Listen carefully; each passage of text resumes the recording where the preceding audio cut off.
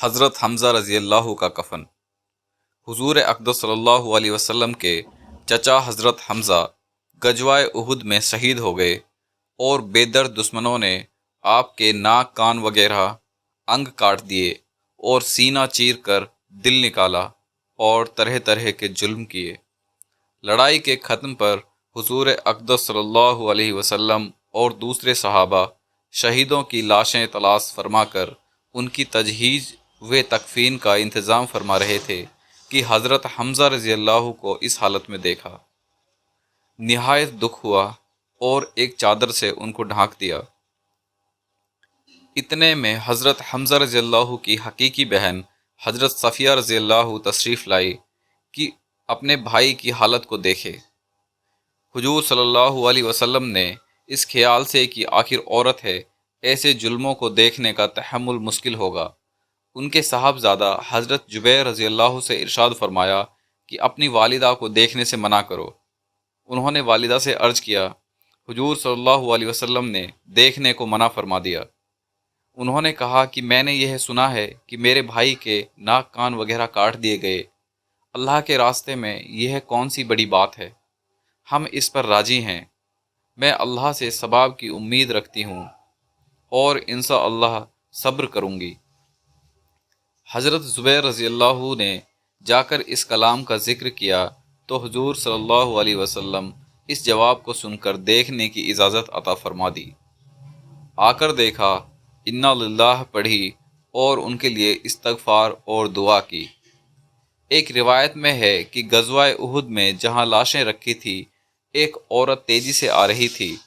حضور صلی اللہ علیہ وسلم نے فرمایا، دیکھو اس عورت کو روکو۔ حضرت زبیر رضی اللہ کہتے ہیں کہ میں نے پہچان لیا کہ میری والدہ ہیں۔ میں جلدی سے روکنے کے لیے بڑھا مگر وہ بہت تیز تھی۔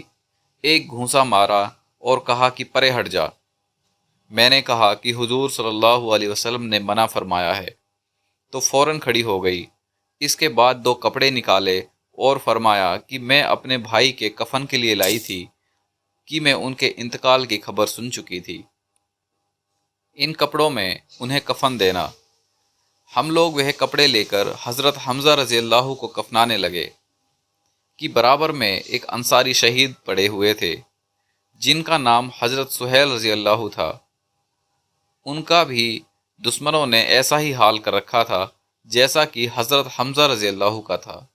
ہمیں اس بات سے شرم آئی کہ حضرت حمزہ رضی اللہ کو 2 کپڑوں میں کفن دیا جائے اور انصاری کے پاس ایک بھی نہ ہو، اس لیے ہم نے دونوں کے لیے ایک ایک کپڑا تجویز کر دیا، مگر ایک کپڑا ان میں بڑا تھا، دوسرا چھوٹا، تو ہم نے قرعہ ڈالا کہ قرعہ میں جو کپڑا جن کے حصے میں آ جائے گا وہ ان کے کفن میں لگایا جائے۔ قرعہ ڈالنے میں بڑا کپڑا حضرت سہیل رضی اللہ کے حصے میں آیا اور چھوٹا حضرت حمزہ رضی اللہ کے حصے میں آیا، جو ان کے قد سے بھی کم تھا کہ اگر سر کو ڈھانکا جاتا تو پاؤں کھل جاتے اور پاؤں کی طرف کیا جاتا تو سر کھل جاتا۔ حضور اکرم صلی اللہ علیہ وسلم نے ارشاد فرمایا کہ سر کو کپڑے سے ڈھانک دو اور پاؤں پر پتہ وغیرہ ڈال دو۔ ابن سعد رضی اللہ کی روایت میں ہے کہ حضرت صفیہ رضی اللہ جب 2 کپڑے لے کر حضرت حمزہ رضی اللہ کی لاش پر پہنچی تو ان کے قریب ہی ایک انصاری رضی اللہ اسی حال میں پڑے ہوئے تھے، تو ایک ایک کپڑے میں دونوں کو کفن دیا گیا۔